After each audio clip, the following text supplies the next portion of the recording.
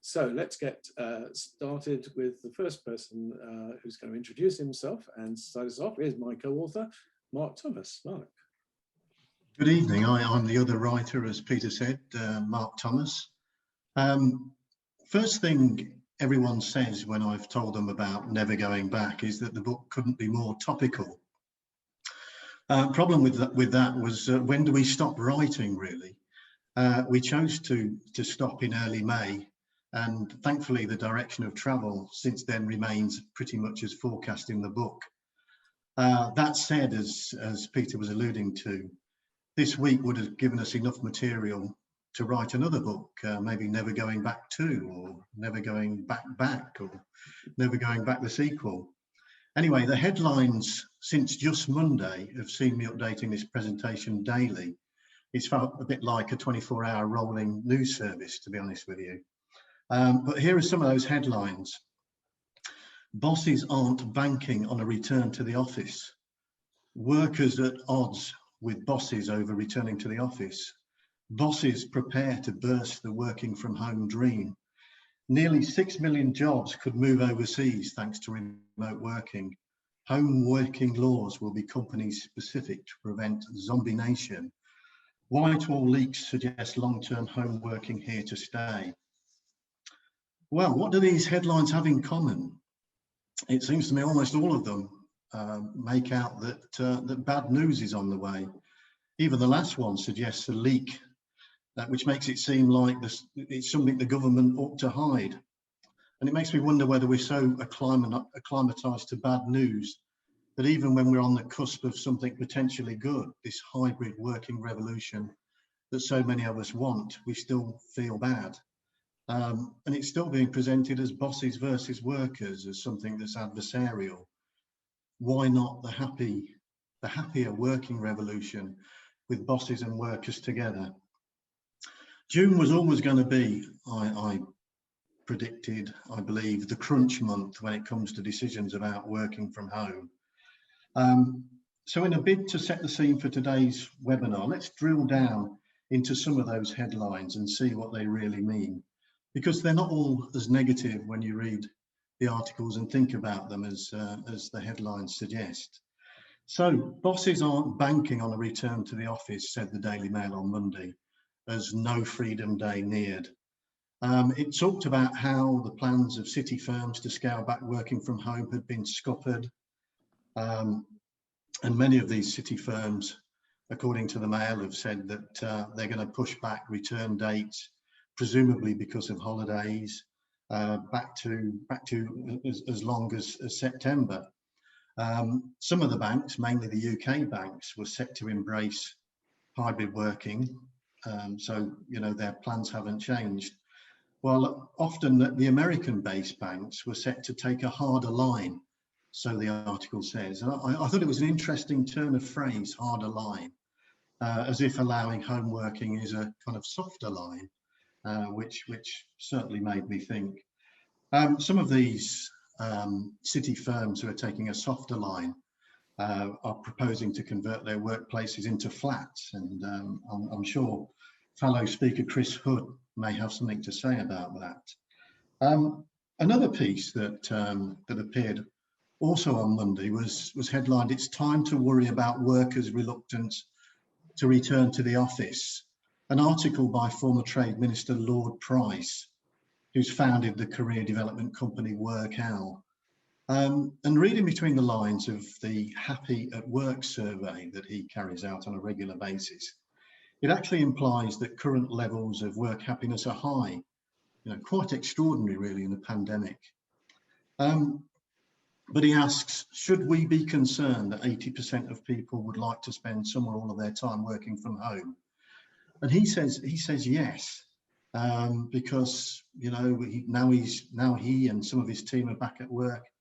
He's realised that people are missing those snatched conversations, members sidling up to the desk, team members sidling up to the desk. And he argues that pulling people back to the office will be hard, and cites what he calls the flight risk percentage. Those either open to leaving or trying to do so currently stands at a whopping 39%. up from 30% before the pandemic.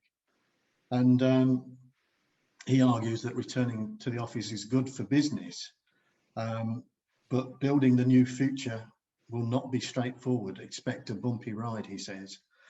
And some of that bumpy ride will be around the fact that many workers will want to defy instructions to return to work.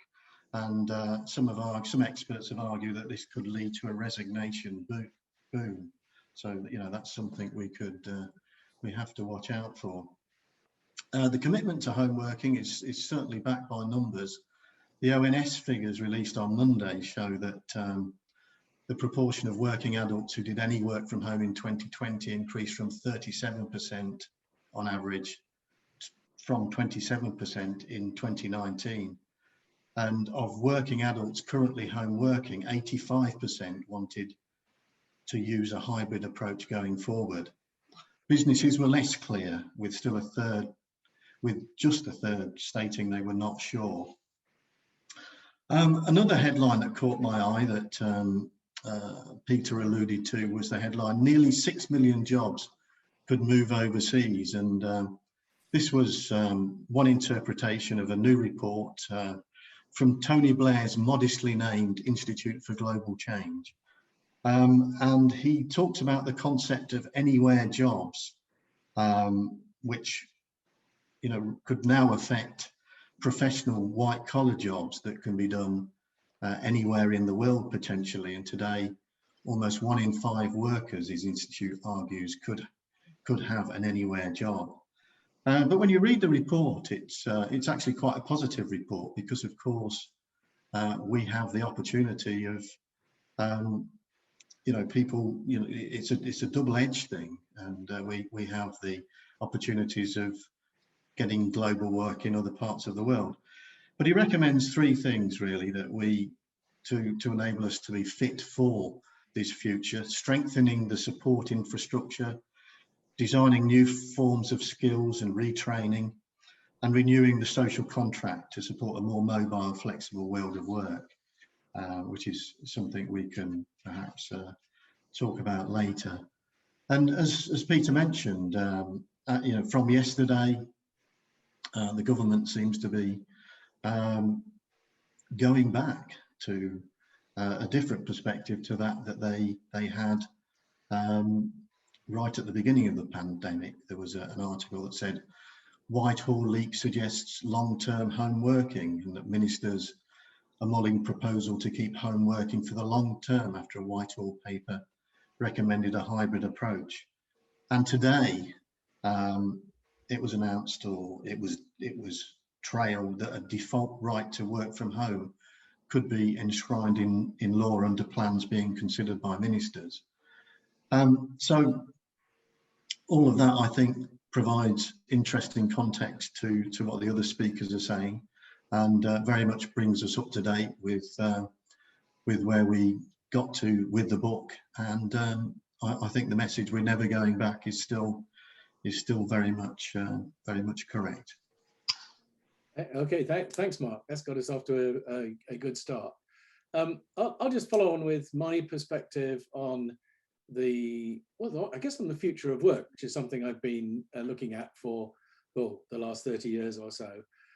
My interest has always been in the way that organizations are changing, the organization of work, and what it means for leaders, managers, and of course the people at work themselves. We've looked at work-life balance as something that's been evolving over the last 20 years or so, and all of a sudden what's happened, COVID's come along and accelerated a trend that's kind of happening anyway.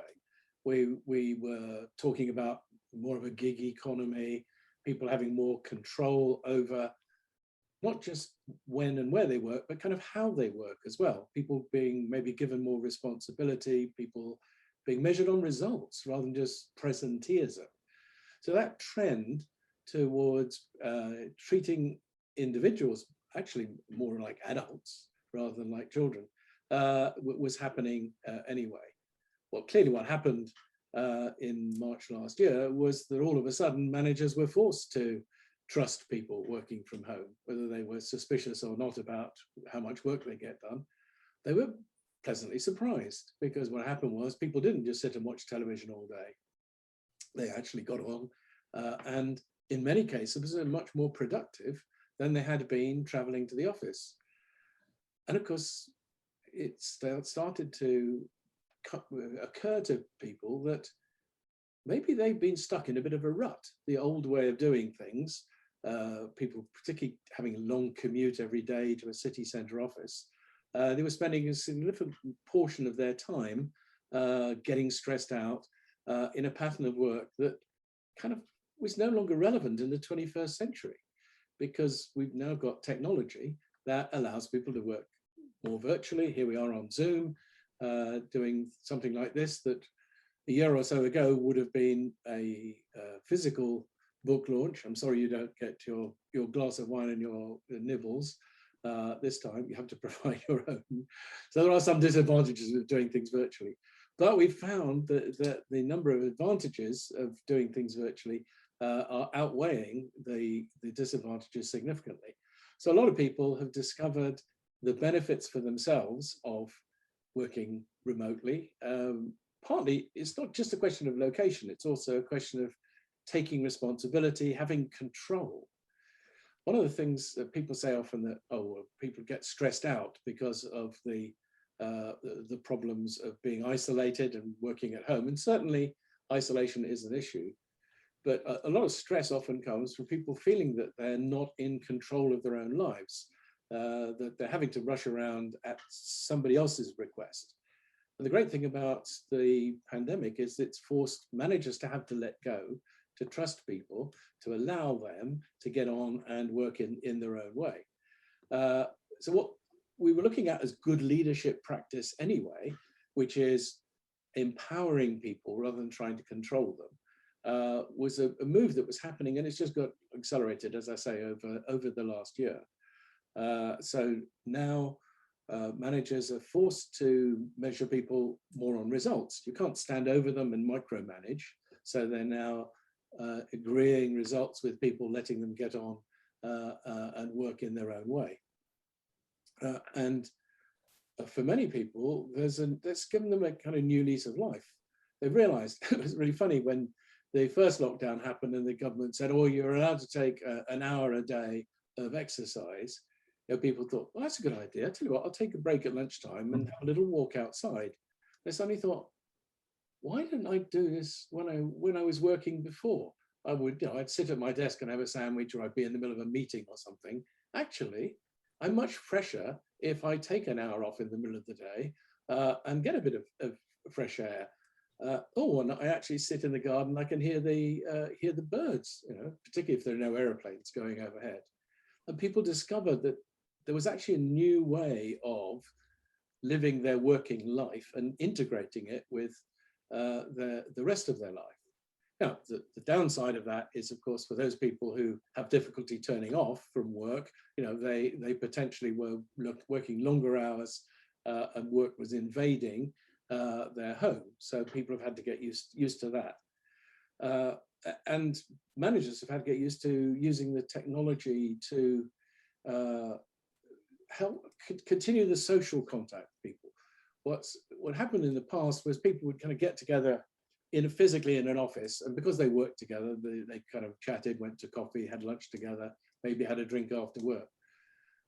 Because that suddenly got stopped, managers had to be more conscious about the fact that work is actually a social activity, and they needed to design in some activities. So whether it was this Zoom quiz, or I think people got a bit zoomed out with all of those, or just encouraging people to use WhatsApp or other social media to work together.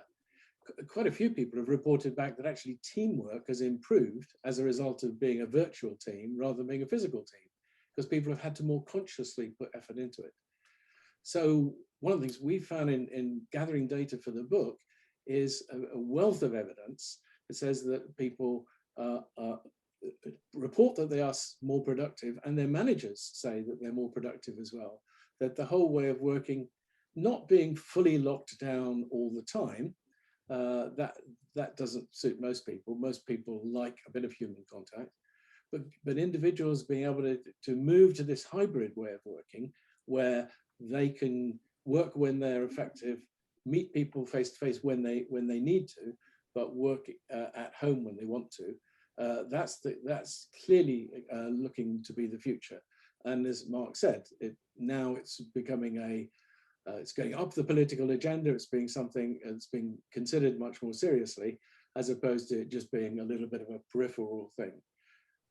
We're lucky, I think, that the COVID hit when it did at a time when we had broadband and the technologies that allowed us to work more virtually.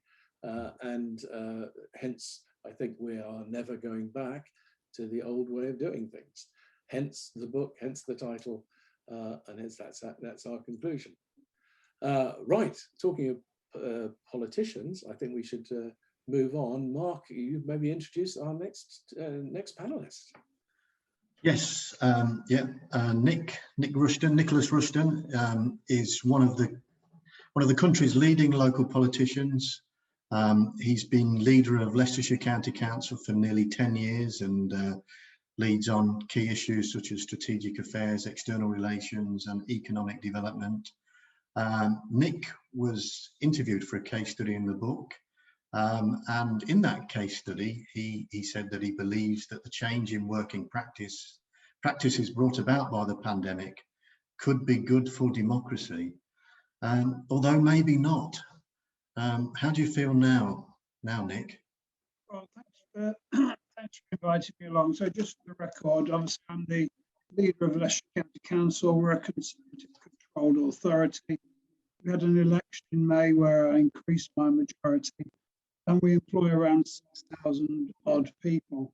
The County Council's main responsibilities are public health, education, social services, that's adults and children, highways and transportation, strategic waste, strategic planning, etc., etc. So the problem that we had when we first started was that we had to move people to home working, which was obviously a shock to the system. And still, even now, 95% of staff are still working from home. We weren't massively prepared for obviously the unprecedented situation, including the unprecedented use of the word unprecedented, but we did manage. So in terms of the workforce, we ensured that they'd got the correct hardware to work from home, supported them working from home, etc. It was difficult, it was relatively expensive, but we managed it and we're still doing it. In terms of the staff coming back, we were thinking that we might get some back before the summer.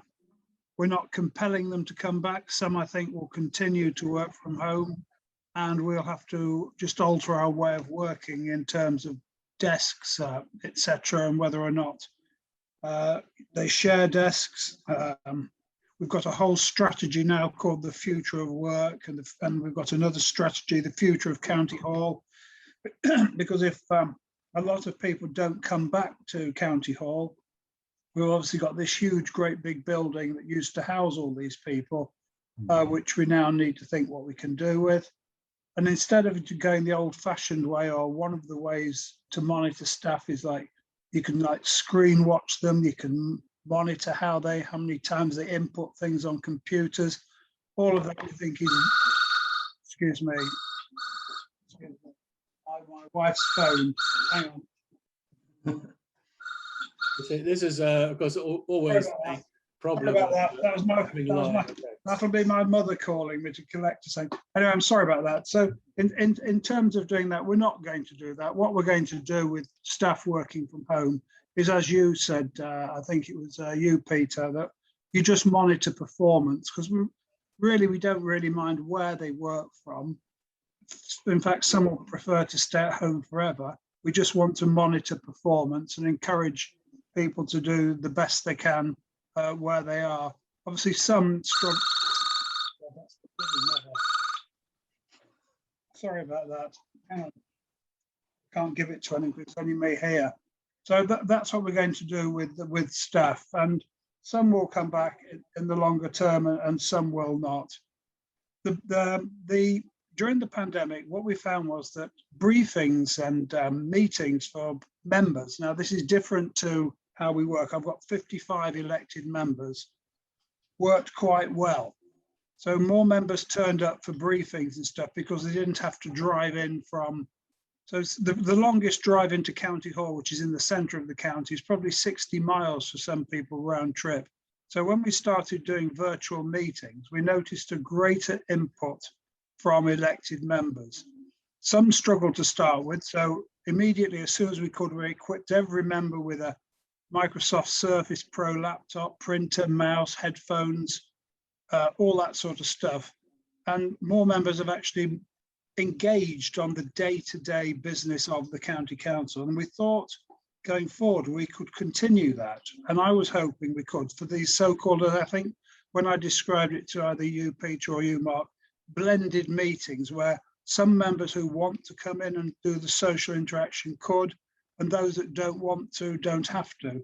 But unfortunately, the government apparently, so they say, haven't found time in their legislative agenda to enable what are called council meetings to be virtual. So now we're in a really difficult position now that any meeting which counts as an official meeting, members cannot be virtual, they have to come in. So I've got a council chamber that in normal circumstances would seat 89. Today we had a meeting in there and the most I could get in was 17.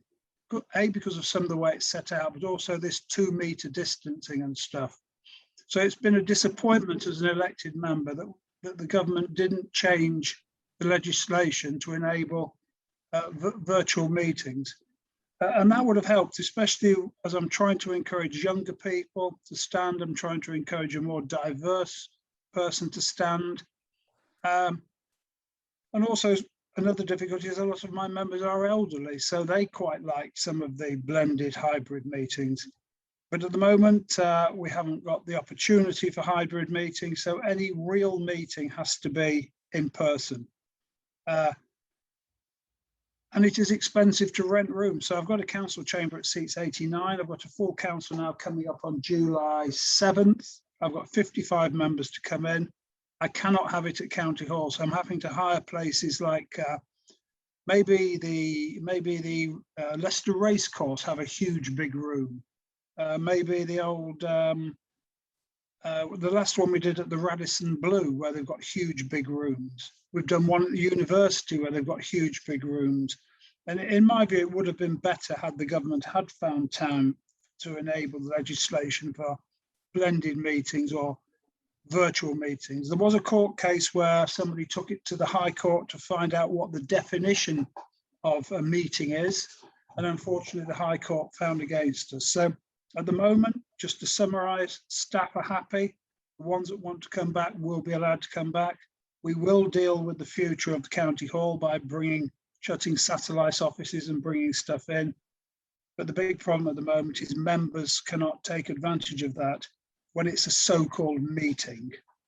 And I think I'll leave it with that, Peter and Mark, and just take questions later on. Okay. Will that do for you? No, that's great, Nick. That's really good. It's put it in an interesting context. I thought you were going to say you were having to rent football stadiums to get a full. That is one opportunity for me. I could rent a room at Leicester City, but unfortunately, Leicester City is in the city, which is a different administrative boundary, and we're supposed to have meetings in our administrative boundary. So I can't go to the city. I can go to Leicester Racecourse. I could go to the airport, but the football ground, it has the massive rooms I can't actually go to, which is another problem. I have this image of the county councillors all out on the pitch having a bit of a match. But anyway. Yeah, the other thing it does, when you have these big room meetings, it destroys the essence of a meeting, because you're all sitting 2 meters away. You've not got a desk. You have to walk up to a podium to speak. You have to wipe the damn thing down, spray everything. It really is a pain, but we are where we are and we're doing our best. Yeah, it's ironic, isn't it, that people say, oh, well, virtual meetings like this are that much less personal, more remote. Yet actually, as you say, seeing somebody on a screen maybe better than having to sit a long distance away from them in a vast room. Anyway, yeah, let's move on. Next, we'd like to have Chris Hood say a few words. I've known Chris for a number of years now. He's a fellow member of the Future Work Forum, and he is an expert on the workplace, having spent a lot of time advising organizations on the physical workspace. But his view of work and the future of work is much broader than just place. And we've certainly used a lot of his advice and wisdom in getting the book together. So it'd be interesting to see his take now on Never Going Back. Chris. Peter, thank you very much. Good evening, everyone. I should just say, out of full confession, that I am an architect, and I've been interested in working on workplace since it existed as a term. I think any success I've enjoyed my career has been because I've actually concentrated on the work rather than the place. So I should also point out that I agree enormously with Peter when he says this is not new. In the mid-90s, I was busy installing sensors all over HP, trying to understand patterns of use. And even in those days, across a company of something like 320,000 people, we were seeing sort of show-up rates of about 35%. So all those people with desks were somewhere else. They were, working from home, they were traveling on business, they were with clients. It didn't matter, they were somewhere else. So this sort of stimulated the whole thought about where is work done and where is it done successfully. And so if we look at the forces of work, the forces at work in that discussion, there are several. So we think about employee preferences. Well, lately we've all seen the results of surveys which sort of indicate that from a sort of self-reporting status, people are productive, working from home, that they enjoy it, and about 15%, maybe 10 to 15% want to come to the office every day because that's how their mind works, and maybe that's what their jobs involve. Maybe another 15 to 20% want hardly ever to come to the office, one day a week or less. And the rest, are sort of comfortably sitting in the 2 to 3 days a week. And it's wrong to look at this as a binary question of, I either work from home or I work from the office. The sort of goal moving forward is to think about balance and to think about it from a welfare perspective, from an employee preference perspective in terms of where do I get work done well? How do I, establish this work-life balance? There are then company preferences, and as Mark said at the outcome, we've got some rather large financial institutions in America calling everybody back in. There are other financial institutions such as HSBC in the UK saying, no, we're not going that direction. We're already giving up space. We sort of, we can connect with this new world, and we want to take it for all it's worth. So there's people perspectives, there's organizational perspectives, there's the issue of cost. Certainly less space tends to equal less cost, and companies concern themselves with their bottom line. Productivity. I think productivity is an interesting one because most of the feedback that we've got back from individuals suggests they're more productive at home, and but they're thinking in totally personal terms. So it's left for others to answer. What about organizational productivity? Is teaming happening sufficiently well? Are we productive as a whole, not just as a series of individuals? So these are kind of interesting questions that need to get teased out. But I think one of my biggest drivers here is in thinking about the environment, about climate change, because there is no doubt that, you know, if you look at the sort of formal or official documents around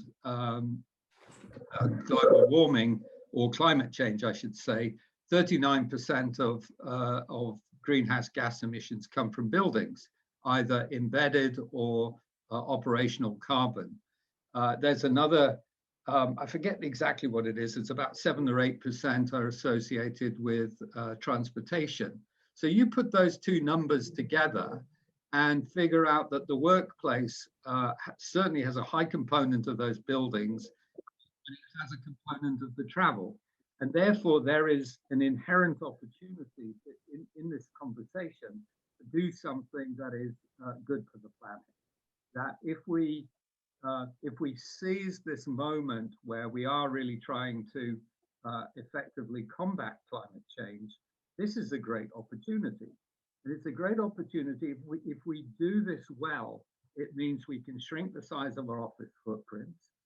It will make sure also, to Nick's point, that we actually need to get really good at repurposing buildings. That this reduced set of functionality that workplaces now have, which is tending towards more towards the collaborative, towards maybe brand, engaging with clients and customers, establishing social connections and so on, that is going to require a smaller footprint, and that all those rows of desks that are there for sort of transactional kinds of activity, for maybe focus, those can be done elsewhere. So the footprint can shrink. With that footprint comes the opportunity to repurpose the surplus space into other needs, like we need to address the housing issues, certainly in this country, and frankly in most countries around the world. And so I think that there's a great opportunity here which shouldn't be lost, that we can essentially steer towards the sort of smallest viable minimum workplace. And we should spend our time thinking about what that really is, what value is created in the office as we knew it, and let's just focus on that and accomplish that as efficiently as possible, then allowing the freedom for people to not travel, which is you know, clearly a stress inducer in most people's business day, and to get work done where they feel most comfortable, and to, again, Peter, your point about wider networks where many people are actually more successful in working broadly across their organization. And I'll just wrap up by essentially saying that, you know, we have a new muscle memory now. The muscle memory of working from home has replaced the muscle memory of going to work every day. That is going to be tough to break. And the reasons to break it are not that strong. I think we've proved that we can actually work very effectively in a number of different ways. And not all of them involve working from home. I mean, the idea of local working or co-working, where you could walk to work as opposed to have to drive or commute, you know, these are ideas whose time has come.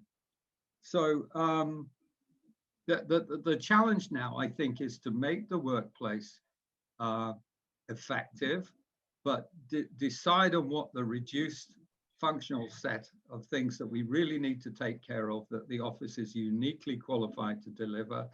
And let's see if we can all make our offices smaller and better, and then enjoy the benefits of that on the environment and maybe on our pockets as well. So Peter, I'll stop there. Thanks, Chris. That's great. It certainly makes us stop and think about the smallest viable workplace as an interesting concept. And the idea, I suppose, that really now what employers have to do is make the traditional office attractive enough that people want to come in, given that they've now tasted something else. Exactly right. And yep. Yeah, there are clearly some advantages in getting together, but managers have to now not just assume that is business as usual. I like your idea about the new muscle memory. Right, and so we need to get to our final speaker. Mark, would you like to introduce Tim? Yes, Tim Savidge is the HR director, UK and France, with Excelitas Technologies Corporation. He works for Chioptic, based in North Wales, which is part of the Excelitas group. Tim has spent 40 years working in a variety of HR roles for major companies, including GlaxoSmithKline, Ladbrokes, Camel Laird, Beecham Group. His management of his company's transition to home working in what's quite a complex manufacturing environment is featured in the book, and we certainly viewed it as best of class. And he'll be able to bring a range of powerful insights based on his 40 years of senior blue chip experience. So take it away, Tim. Okay, thank you, Mark, and thank you, Peter. The opportunity to join you is very welcome. Listening to the earlier guest speakers, I was reminded of the importance of perspective. And I thought back to the story, apocryphal or otherwise, of the security guard when the Berlin Wall fell. And there was a lot of revelry going round, and he was complaining because he had lost his job. And I always think that with COVID, there will be winners and there will be losers. Certainly, if you are running a pret-a-manger sandwich bar, or you've got shares in a Starbucks franchise, you're probably not going to see this as a positive force for good. But generally, for some of the reasons given and others that I'll elaborate on, I think it's a great opportunity. It would have probably eventually come without COVID, but COVID gave it a certain jolt to remind people that there are better ways of doing things. And, you know, when I think about work, and I've done little stand-up talks and asked people what they think about work, why is work important to them?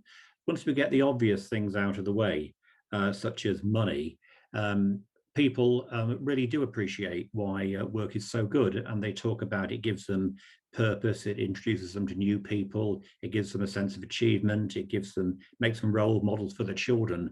And I'll never underestimate the importance of work is for people and their lives. So any opportunity that can improve their lives and the experience of work, it really is to be welcomed. As Mark said, I work for a company called Chioptic, which has its roots in Pilkington's glass. Until not many years ago, the largest glass producer in the UK, and indeed further afield. We don't have any connection with Pilkingtons anymore, but we remain on the same site and have done for 60 years, making lenses that have applications in a variety of ways in the aviation industry, for products such as head-up display equipment, and also for handheld devices for the MOD and the military. And as Mark said, we're owned by a parent company called Excelitas, with a global workforce across 3-4 continents of over 6,000 people. For those of you who are not blessed to be Welsh, St Asaph is a small and unspectacular city in Denbighshire, but it's proudly one of the biggest private sector employers in the county. And we are a manufacturing business, and we employ 650 people across 2 sites here in the UK. There's a third one down on the south coast. The seaside town of Rhyl is about 5 miles away, and we're tucked away in a rural location. I mention this because the rural locations tend to breed a conservative workforce, and they do that because they tend to have low employee churn, and certainly that's our experience there. 2/3 of our workforce are unable to work from home. It is a manufacturing company, and although we talk, as I did, with great interest about the future of work, there are some jobs that don't lend themselves readily to working from home. And in our environment, it will be different in other places, of course. 2/3 of our workforce have to be present. But that does leave around 200 workers who can work from home. And in March 2020, when words such as COVID, furloughing and lockdown first appeared, the breaking news was as much a shock to us as anybody else. And getting nearly 200 people to work from home at very short notice was an urgent human scramble, which felt at the time like the fall of Saigon without the music or the theatre. There was a good deal of panic from many people, and we largely had to make it up as we went along, because at that stage we weren't sure if we were dealing with a disease akin to the Great Plague of Athens, where people would fall over before they could get home, or whether it was just another seasonal flu strain. We had, by poor coincidence, just completed a review and communicated a new set of death in service provisions, which probably didn't help at the time. People were not ready to work from home, certainly not in any numbers. Some people had put forward a request to work home, and they had been successful, but as a company, we were very cautious about it. We were quite suspicious. And whilst we would allow some of the mums to leave a little bit early to pick the kids up from school, it wasn't embedded in our company. So when that moment came, we didn't have the equipment. There were surprisingly few people who owned a laptop in a personal capacity, certainly not ones that had been built to meet our security arrangements. And there was a raft of training that had to take place to get people off-site to work home as quickly as we could. But I'll touch briefly upon 3 themes and how the experience of COVID affected us. And the first of all is, did people enjoy it? Did they feel liberated, empowered to work at their own pace, or did they feel isolated or disengaged? And we got an insight into this by an employee survey taken towards Q4 of that year. And we asked 30 questions broken into 5 areas: training, health, well-being, IT, equipment, privacy, security, work relations. The results then, and I've got no reason to think it'll be any different now, is on the whole, it was extremely positive. There were typically 85 to 90% positive answers to all the questions. The vast majority enjoyed their freedom for all sorts of reasons. And I would include myself on that. It gave me opportunities that I didn't hitherto have, but there were many anecdotes, and my favorite was from one lady who was who used to rise very early for many years. She was had a very strong sense of dress sense. She would wash her hair every day. It took her ages. She would look immaculate, and it used to really get on top of her. Really, she had to do this for 30 years whilst bringing up children, and she did it with great enthusiasm. But as he got older, she couldn't do it anymore. And when I was talking to her, she said she was absolutely delighted that she could get up an hour later, jump into her gardening clothes, not having to wash her hair, put her makeup on, and that liberated her. And this, I think, also allowed her to do more time to do the actual work. And that's an example that is more centered around sort of vanity and things like that. But all of us have that same struggle in getting up and work and having a shave and putting on our suit. And for many people who've got a long commute, the chance of working from home is a huge plus, quite apart from the benefit it brings on the green side. Many other people in that survey who reported said they got far more done than they did when they were working in the office. There were no more office politics. There were no more idle conversations about football or makeup or anything that people cared to choose about. So on the whole, the experiences of people were very good. There was a small downside, and I think I understand that. There were some people who missed the helpful chance conversations that office life brings, afforded around the water cooler, for example, which sometimes gave them more useful information than the structured office meetings themselves. My own observation is that when you have a long-serving and stable workforce, where we do, the majority of our employees have 25, 30 years service, and they've grown up together. They often remember people when they started at 18 and when they got married, and they know all about their lives. Well, for those groups of workforce where there is a very stable profile, the need for working in the office is less important than, say, for new starters. And where we have had new starters into the business who aren't properly integrated, we've had to spend a little bit more work introducing them to the team and making sure that they came into work and there were people there to visit them.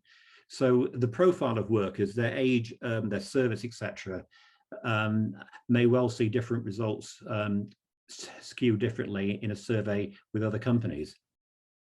I want to talk briefly about well-being. That was another area that got a kickstart through COVID. And in a traditional manufacturing company in North Wales, this was never high up on our agenda. Occupational health and HR played out the role of parish priests, and there was a decent network of support amongst peer groups, but well-being was not particularly embedded into the business or ever discussed. So before COVID, we spoke a little bit about well-being, but you could see people's eyes glaze over. and our offering of, for example, the employee assistance program was largely met with disinterest. But the COVID experience allowed us to push ahead with this, with much more greater confidence, knowing it would fall on fertile ground, because the results of the survey did show that people were missing work. They were feeling a little bit isolated. They were feeling lonely, you know, and despite Skype and Microsoft Teams and all the other tools, people did like that that office banter. We are, after all, social animals. A lot of us can get that through the medium of these tools, but not everybody. So we responded to this by having 3 regular postings. We had a Move It Monday newsletter. We had a Wellbeing Wednesday newsletter. We had a Fun Fact Friday, just to sort of top the week off, really. And that was sent out to all our staff, whether they work from home or not. And more importantly, we have Wellbeing Champions, which were a group of employees who were trained to offer and support signpost employees who might be struggling in whatever area of this life. We are a traditional company in North Wales, and that's a mixed blessing. But I think, had we tried to introduce this when there wasn't COVID, and we would have been given quite a big pushback on that. And finally, there is communication and leadership. Further down, to be fair, at an executive level, we are quite good with regular top-level business briefings throughout the business. However, further down the management structure, it was a little bit hit and miss, and some managers were better at keeping touch with their team than others. It's always easier to contact people and have a conversation when they're, you know, right next to you, but it takes a little bit more effort if you're working from home. I'm aware of the time, but one thing I would say, that if working from home is to become more regular experience, and for that to be a good one, then a lot of thought needs to happen on employee engagement, and part of that is communication. Skype, Zoom, Microsoft Teams, etc. are all very useful tools to happen, but a workforce where more work from home happens, chance communications don't really present themselves, and a lot of thought has to go into designing the regularity of meetings. Otherwise, the sharing information just won't really happen. What's important to understand, I think, as well, is that there are individual needs. Some have a strong need for social interaction, while others less so. And a full work from home relationship might not work so well for either the employee or the employer, in which case a hybrid solution is likely to offer a happy compromise. And I think I'm stating the obvious here, because I think there are a few employers that expect to have an environment where people are working from home entirely. It is going to be a hybrid arrangement. And finally, I guess it raises another important issue, which was alluded to recently, which was trust. Some managers are more suspicious and controlling than others. Not seeing employees actually working can present a challenge to some people more than others. But most of what we can do in work, or certainly the jobs that I'm thinking of, can be measured. And if objectives are regularly reviewed, particularly for some lines of work, it really makes very little difference whether they're working at home or whether they're in the office. It very much depends upon the situation. And if I can just quickly take our finance function as an example, they have a job which is measured by their ability to balance books on a monthly basis, and it will become quite apparent if somebody in that team wasn't doing their job. So good performance management processes embedded into the culture can go a long way to supporting working from home. And so the lesson for any business thinking of doing this on their own terms after COVID disappears, then it's something that they need to factor into their company's policies. I, on the whole, look at the book and the opportunities ahead as very positive ones. As I said earlier, work is so important in our lives, not just for the ability to pay off the mortgage, but for all the good things that it has.